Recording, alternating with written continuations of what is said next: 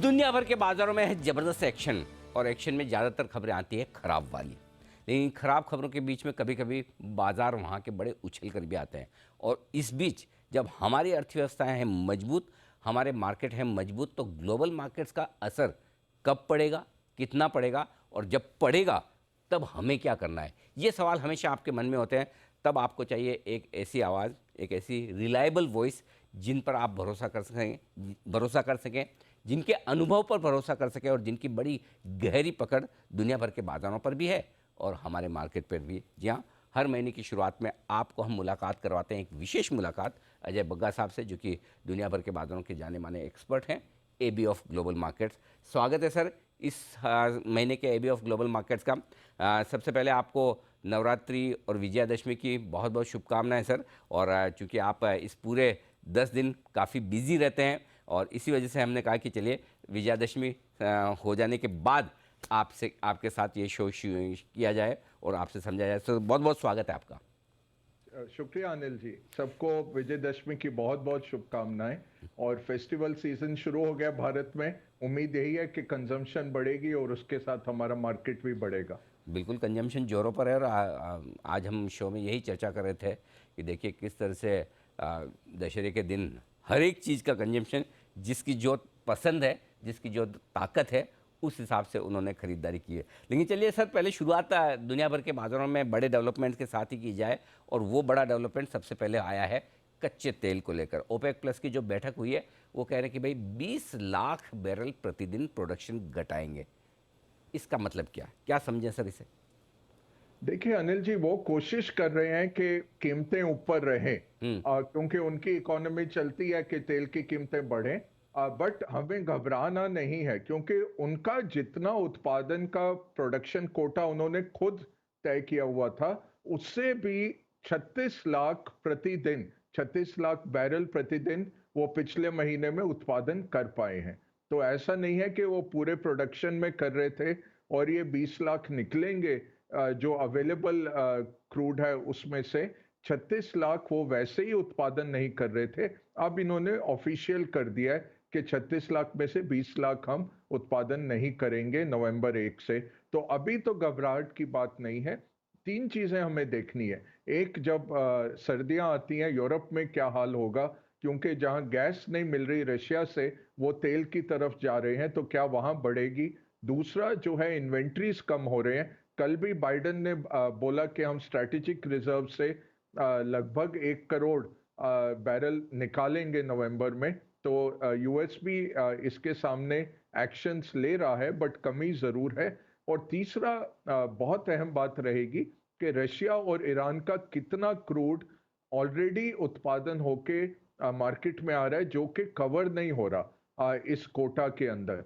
तो मुझे लगता है कि अब जैसे देखिए, पिछले 2 महीने पहले हमने जिक्र किया था कि मलेशिया से जो एक्सपोर्ट हुआ क्रूड, वो मलेशिया के टोटल उत्पादन से ज्यादा था। तो ईरान का क्रूड मलेशियन पोर्ट पे आके उधर एंट्री करके चाइना जा रहा था। तो इसी तरह से रशिया का क्रूड भी आ रहा है उनके ईस्टर्न सीबोर्ड से, व्लादिवोस्टॉक से चाइना के अंदर स्ट्रेट आ रहा है। चाइना के साथ उनकी एक पाइपलाइन भी है, वहां से आ रहा है। मुझे लगता है वो काउंट नहीं हो रहा है। तो ये ओवर सप्लाइड रहेगा मार्केट। 20 लाख निकलने पे भी अभी लगता है इतनी तेजी से नहीं बढ़ना चाहिए क्रूड। तो बट अगर बढ़ा, आरबीआई ने $100 का लेवल रखा है इस छिमाही के लिए, सेकेंड हाफ ऑफ इस फाइनेंशियल ईयर के लिए। तो अगर बढ़ेगा तो फिर थोड़ा इन्फ्लेशन का इशू भारत में भी आ सकता है। तो बड़ी इंटरेस्टिंग चीज़ आपने कही है कि एक तो ये कि ऑलरेडी 35 लाख बैरल प्रोडक्शन कम ही कर रहे हैं। मेरे को खाली ये समझना था सर, ऐसा तो नहीं कि भाई 35 लाख पे और 20 लाख कम कर देंगे, ऐसा नहीं है ना? नहीं, ऐसा नहीं अनिल जी, बस। क्योंकि उनको गाड़ी चलानी है ना। हाँ हाँ, जब तक उनके पास पैसे नहीं आते वो बिल नहीं पे कर पाते। तो करेक्ट। जितना कर सकते थे उतना उत्पादन तो कर ही रहे हैं। हाँ, तो तो अब ये कटौती एक नोशनल कटौती है। हाँ, तो फिर गवर्नर साहब ने सही सोचा, मतलब $100 का टारगेट रखा है तो हायर साइड पे $100 है। इन इन इन सब के बीच में जो होना था $95-96 के आसपास जो होना था कच्चे तेल में हो गया। अब सर ये बताइए, अपने मार्केट के हिसाब से, हमारे हिसाब से, क्योंकि हमारे लिए कच्चे तेल का बिल रोज़ का रोज़ भरना पड़ता है, हमें भी इंपोर्ट करना पड़ता है। सो क्या हमें बहुत फ़र्क पड़ता है, या अभी ये जैसे हम सबसे ज़्यादा इंपोर्ट अभी रशिया से करने लगे, राइट? तो रशिया हमें तो डिस्काउंट पे दे रहा होगा ना सर कुछ तो? हाँ, बहुत 20% डिस्काउंट मिल जाता है, कभी कभी 30% भी चल रहा था। और अभी ओपन बिडिंग शुरू कर दिया। हमारे जो रिफाइनर्स हैं, हाँ। सबने क्या है कि पहले होता था करार कर लेते थे किसी ट्रेडिंग हाउस से, अब वो ओपन बिडिंग में आ गए हैं तो उससे और कम मिल जाता है। तो 20 से 30% कमी पे मिल रहा है हमें। तो ये जरूर सरकार को फायदा हुआ होगा। ये देखना पड़ेगा रिफाइनर्स के रिजल्ट्स जब आते हैं अनिल जी, वहां पे जरूर एक इम्पैक्ट आया होगा। इंटरेस्टिंग है। तो चलिए, हमारे यहाँ एक लिमिटेड असर रहेगा, और वैसे भी $95 दिखता है, लेकिन हम खरीद रहे थोड़ा सस्ता, ये चिंता मत कीजिए। लेकिन आपने कहा कि समस्या जो है यूरोप की है, गैस के दाम बढ़ गए, अब गैस की बजाय कच्चा तेल खरीद रहे हैं, तो इनकी बैलेंस शीट तो बिगड़ने वाली है सर। स्पेशली पहले दो, वो है ना, आपने भी कैसे वो बात करते हैं ना, एशिया एक्स जापान, मतलब जापान जी। को अलग रख के बात करते हैं हाँ। ना, वो हाँ जी। जनरली सारी एफआईज वगैरह की जो रिपोर्ट्स आती हैं। मैं भी जी। है ना यूरोप एक्स ब्रिटेन करके बात करूंगा आपसे, एक्स यूके। तो पहले यूके की समस्याओं पे बात कर लेते हैं सर। इनका वो रेटिंग वेटिंग का भी चक्कर चल रहा है, हालत भी बड़ी ख़राब है, क्या होगा यूके का? देखिए, हमारे भारत को ये क्रिटिसाइज करते हैं कि हमारा करंट अकाउंट डेफिसिट 3% पे है। यूके का आपको पता है 8%। तो ये बहुत सालों से ये गड़बड़ चल रही है, प्रोडक्टिविटी गिर रही है। और जो ब्रेक्सिट से ये एग्जिट किए हैं, ये लोगों को पागल बनाने के लिए एग्जिट किए। उल्टा इतने बड़े कॉमन मार्केट में बैठे हुए थे, कोई ऐसा नहीं था कि इनका बहुत खर्चा हो रहा था या कुछ हो रहा था, ये सक्षम थे। वो निकलने का जो किया है वो बिल्कुल पॉपुलिज्म में किया है। अब पिछले हफ्ते जो हुआ वो था कि एक मिनी बजट आई 26 सितंबर को, उनकी नए प्रधानमंत्री की। और ऋषि सुनक ने पहले भी कहा था कि आप जो ये कटौतियां कर रहे हैं उसमें आपके पास कुछ आपके पास जरिया तो है नहीं उसको फंड करने का। तो अगर आप सिर्फ कटौती करेंगे टैक्स में इकोनॉमी को स्टिमुलेट करने के लिए, तो हमारा पाउंड गिरेगा और इकोनॉमी की बहुत दुर्दशा हो जाएगी। वही हुआ, ऋषि सुनक ने जो कहा था वही हुआ। बट ये जिंदगी का एक असूल है अनिल जी के, सबसे जो इंटेलिजेंट आदमी है वो नहीं जीतता, वो कुछ और किस्मत भी होती है, डेस्टिनी भी होती है। तो ऋषि सुनक नहीं बने प्राइम मिनिस्टर। इन्होंने जो टैक्स कट करके स्टिमुलेट करने की कोशिश की, उससे क्या हुआ कि अगले फ्राइडे को इन्होंने कहा मंडे तक उनका पूरा sovereign bond market seize up हो गया। और जो 30 साल का पेपर था जो चल रहा था 5% यील्ड पे, वो 7% हो गया। उससे पेंशन फंड्स जो करते हैं, जिनके पास जिनको अगले 40 साल 50 साल लोगों को पेंशनें देनी है, वो ऐसे डेरिवेटिव खरीद के रखते हैं जिसको एलडीआई कहते हैं, लाइबिलिटी ड्रिवन इन्वेस्टमेंट्स। उनके बहुत भयंकर मार्जिन कॉल आने लग गए जब ये बदहाली आई सॉवरेन बॉन्ड मार्केट में। और उन्होंने बैंक ऑफ इंग्लैंड से गुजारिश करी कुछ करिए। 48 आवर्स तक बैंक ऑफ इंग्लैंड मूव नहीं किया, बट वेडनेसडे को उसको मूव करना पड़ा। और ये बहुत बड़ा एक रिवर्सल है कि जहां क्वांटिटेटिव टाइटनिंग वो 1 अक्टूबर से करने वाले थे, वो फिर से 5 बिलियन पाउंड की खरीदारी में लग गए हर दिन अपने मार्केट को बचाने के लिए। तो पाउंड भी गिरा, उनका गवर्नमेंट मार्केट भी गिरा, और इकोनॉमी की भी बदहाली है। तो यूके का अभी मुझे लगता है रेटिंग डाउनग्रेड तो हो ही जाएगा, क्योंकि करंट अकाउंट डेफिसिट भी 8% चल रहा है। वो मेकअप करते थे, अपना कैपिटल आता था क्योंकि लंदन एक कैपिटल का सेंटर है। बट ये ब्रेक्सिट के बाद वहां भी जॉब्स लॉस हो रहे हैं, और फ्रैंकफर्ट, पेरिस, जिनीवा, ज्यूरिक ऐसी जगहों में ये सेंटर भी मूव हो रहा है। बताइए कि एक्स यूके, यूरोप की बात करते हैं, यूरोप यूके को हटा के, क्या जी। इस बार सर्दियों में, ऑफिशियली अक्टूबर में सर्दियों का सीज़न शुरू हो ही चुका है, क्या जी। 2-3 यूरोप के देश डूब जाएंगे, दिवालिया हो ये जाएंगे? और अगर अगला ग्लोबल मार्केट में कोई फॉल आया, कोई गिरावट हुई, कोई बड़ी मंदी मंदी वाली बात हो गई, तो क्या वो यूरोप की वजह से होगी? बहुत संकट है अनिल जी, क्योंकि बड़ा है यूरोप, $5 ट्रिलियन का इकोनॉमी है मिला मिलू के, सारा एक्सपोर्ट्स की तरह से। तो और इंपोर्ट्स की तरह से। तो जैसे हमारे काफ़ी कंपनियां उनको एक्सपोर्ट करती हैं, उन पे इशू आ जाता है। ओवरऑल अगर आप यूरो ब्लॉक देखें तो लगभग 15 ट्रिलियन 18 ट्रिलियन का जीडीपी है। तो अगर संकट आया तो वो विश्व भर में एक कॉन्टेजियन आ सकता है, क्योंकि बहुत लिंक्ड हैं। और उसी से लिंक्ड हैं यूरोपियन बैंक्स, जिनकी रेटिंग्स गिर रहे हैं। हमने क्रेडिट स्विस का भी संकट देखा आते हुए। आप कह रहे हैं कि और यूरोपियन बैंक्स के डिफॉल्ट स्वॉप्स भी गिर रहे हैं। तो यूरोप ऑलरेडी ज़्यादातर कंट्रीज़ का जो था कि डेट टू जीडीपी रेशियो बहुत बड़ा था, मतलब उन्होंने ज़्यादा लोन्स लिए हुए हैं। आज लोन लेके वो खा रहे हैं, और कल को चुकाना है, चुकाने के लिए पैसे नहीं है। ये एक मूलभूत बात है यूरोप की। और बहुत साथ में गैस की जो प्राइसेस बढ़ी, मेरे काफ़ी जर्मनी में फ्रेंड्स हैं जिनसे बातचीत होती रहती है। वो कह रहे हैं कि फैक्ट्रियां बंद करनी पड़ रही हैं, क्योंकि इतनी महंगी हो गई है एनर्जी की कॉस्ट कि वो कॉम्पीट नहीं कर पाएंगे अनलेस गवर्नमेंट सब्सिडी दे। तो जर्मन गवर्नमेंट ने बहुत बड़ी सब्सिडी का ऐलान किया है। उसके बाद वो देख रहे हैं, देखते हैं किस तरह से होता है।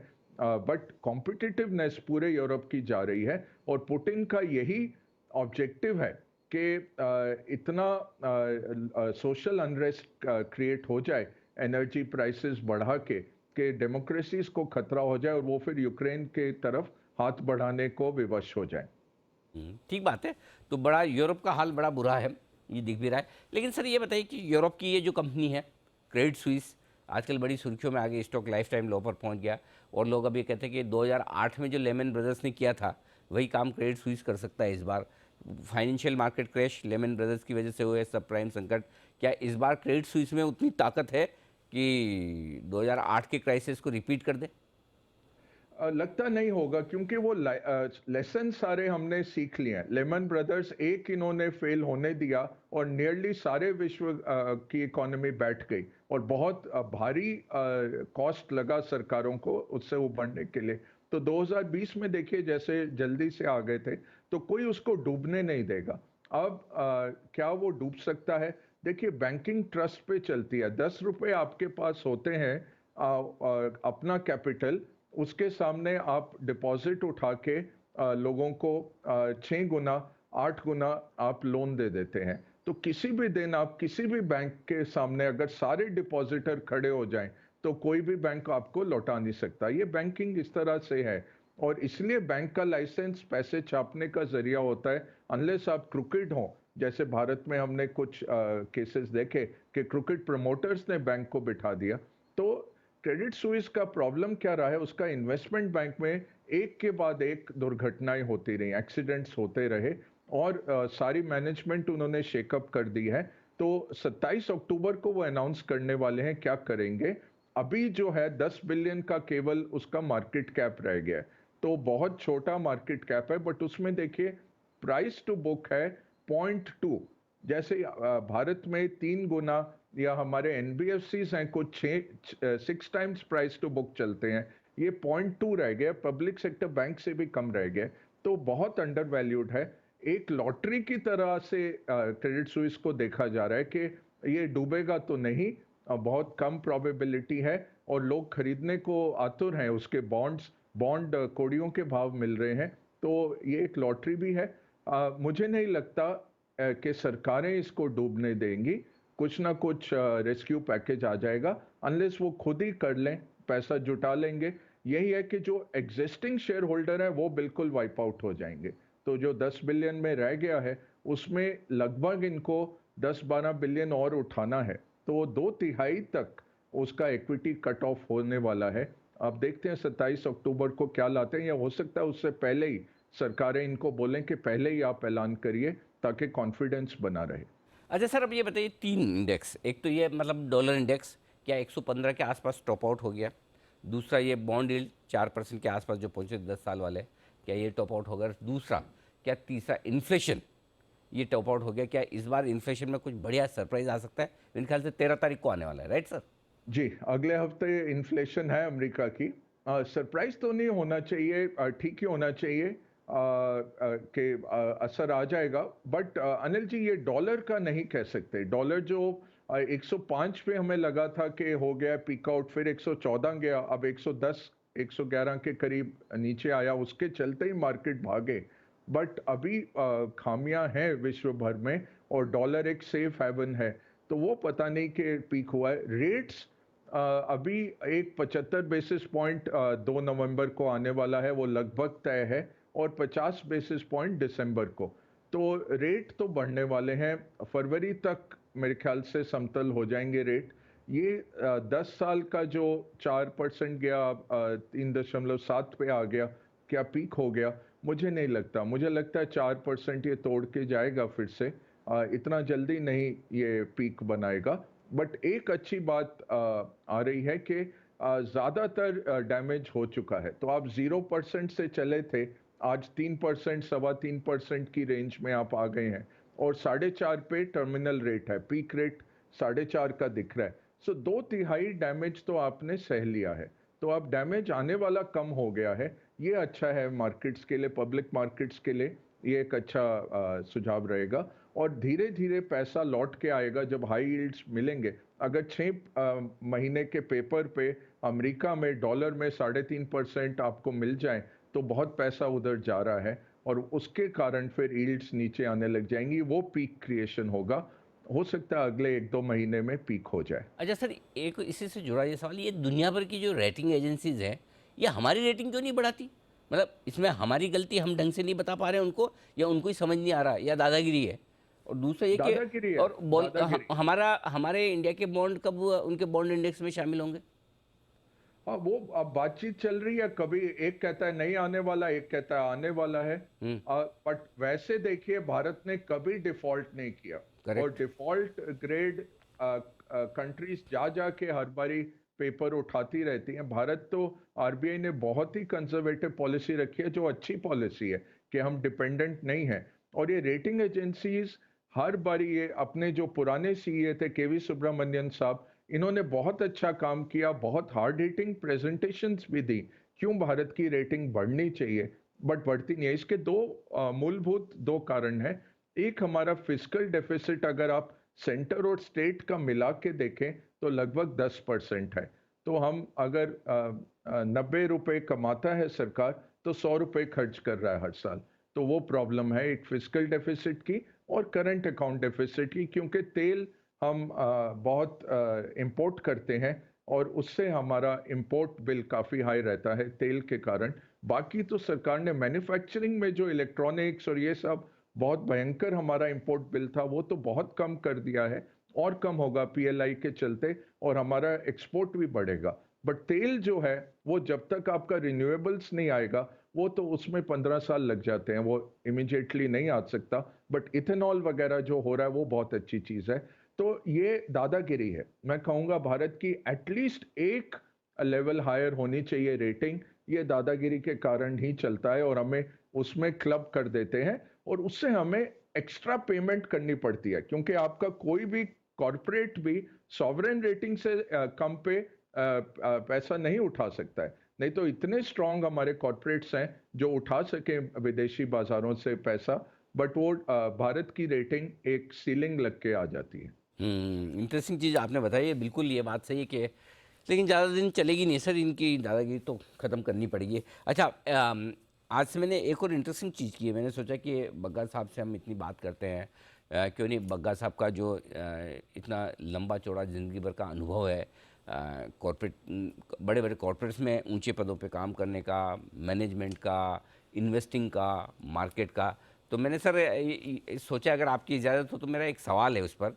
मैं चाहता हूँ हर एक शो में मैं आपसे एक चीज़ और पूछूं कि कोई ऐसा वाक़या आपकी ज़िंदगी का जिससे आपने बहुत कुछ सीखा हो, ताकि हम भी आपके अनुभव का फ़ायदा ले सकें। भाई, किसी एक पर्टिकुलर पोस्ट पे आप थे, इन्वेस्टिंग करने या नहीं करने के तरीके पे, मैनेजमेंट के कोई तरीके पे, जिससे आपको लगता है कि ये चीज़ मैंने बहुत अच्छी की, जिससे सीखने लायक, या ये चीज़ मैं अच्छी नहीं कर पाया, ये जो मैंने गलती की दूसरों को नहीं करनी चाहिए, कुछ इस तरह की चीज़ें, कोई एक ऐसा अनुभव मैं चाहता हूँ हर शो में आप शेयर करें। आज के लिए कुछ ऐसा बताएं सर। जी अनिल जी, देखिए अनिल जी, हमारी जनरेशन बहुत लकी थी। 90s में जब काम करना शुरू किया, भारत एक फ्रंटियर मार्केट था। जी। उसके चलते चलते अब हम मोस्ट डेवलप्ड इमर्जिंग मार्केट हो गए। तो अपॉर्चुनिटीज बहुत जबरदस्त थी हमारे जनरेशन के लिए। एक चीज जो मैंने देखी, मेरे पास बहुत क्लाइंट्स होते थे। अब जैसे एक मैन्युफैक्चरिंग कंपनी के लगभग 8 से 10 क्लाइंट थे, जिनके हर एक के पास 600 से 800 करोड़ थे। अब जब एमबीए से हम निकले, हम सबको बैंकिंग में जाना था या हिंदुस्तान लीवर्स में जाना था या एशियन पेंट्स, मैन्युफैक्चरिंग कंपनी हमने कभी नहीं देखी, बट इतनी वेल्थ क्रिएशन हुई है भारत में कि सबसे बड़ी अपनी जो इंडस्ट्रियल कंपनी है एल&टी, उसमें मेरे इतने क्लाइंट थे जिनके एक एक के पास 600 से 1000 करोड़ थे और लाइफ टाइम उन्होंने एल&टी में काम किया था। ऐसी एक और चीज बहुत अचंभे की थी कि 1973 में जब फेरा लागू हुआ और एमएनसी यहाँ से निकले, कोका कोला वगैरह भारत से एग्जिट किए, ऐसे एमएनसीज ने बांटे थे शेयर्स स्टाफ को, और उसमें मेरे पास बहुत क्लाइंट्स थे जिनके 200 शेयर थे, 500 शेयर थे आईटीसी के तब के पड़े हुए, और जिनके पास 200-300 करोड़ थे। इस तरह के बहुत सारे क्लाइंट्स थे जो जूनियर लेवल पोजीशंस पे थे इन कंपनीज में, बट जस्ट होल्ड करके। तो बड़ा मैसेज जो आया कंपाउंडिंग का, और मेरी जिंदगी में भी यही रहा कि मैंने बहुत जल्दी अच्छे क्वालिटी के शेयर खरीदे और जिंदगी भर उनको रख लिया, और आज ऐसे शेयर हैं जो जिनका डिविडेंड ओरिजिनल प्राइस से ज्यादा हो गया है ओवर टाइम। तो अगर कैश फ्लो पॉजिटिव शेयर आप होल्ड करते हैं और लंबी अवधि, वॉरेन बफेट का सबसे बड़ा एग्जांपल है अनिल जी, ज्यादातर पैसा 99% पैसा उन्होंने 50 साल की उम्र के बाद बनाया, क्योंकि वो जिंदा रह गए 92 पे और चल रहे हैं, भगवान करे और चले।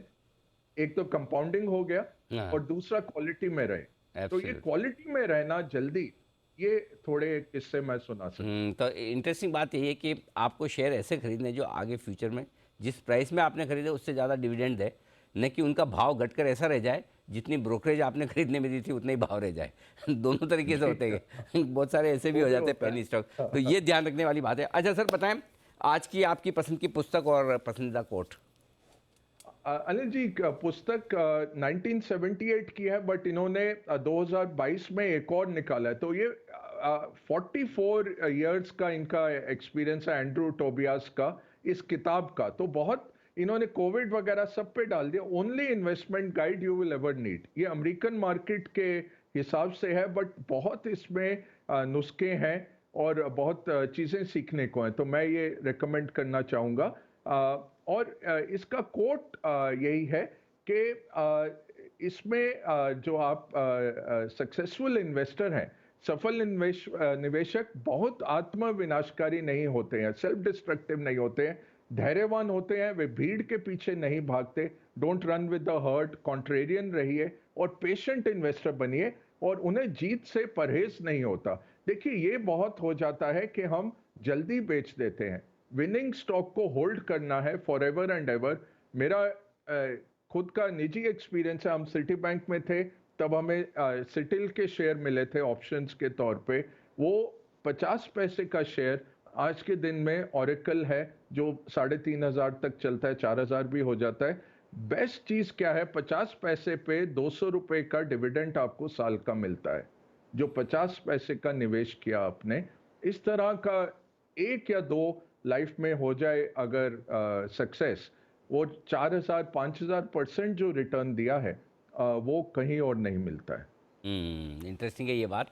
तो दमदार ये पुस्तक है, ज़रूर पढ़ेगा। और हर्ड मेंटेलिटी यानी जो सब करें उससे हट कर करने की ज़रूरत है। और एक और चीज़ जो बड़ी इंटरेस्टिंग बताई, ये बात तो सही है सर, प्रॉफिट बनता है 10% 15%, ले लो ले लो ले लो, नुकसान में पूरा खड़े रहेंगे और बड़ा कमाने की नहीं सोचते, वो चक्कर है। इसीलिए पैसे छोटे छोटे बनते हैं और नुकसान लगता है तो बड़ा।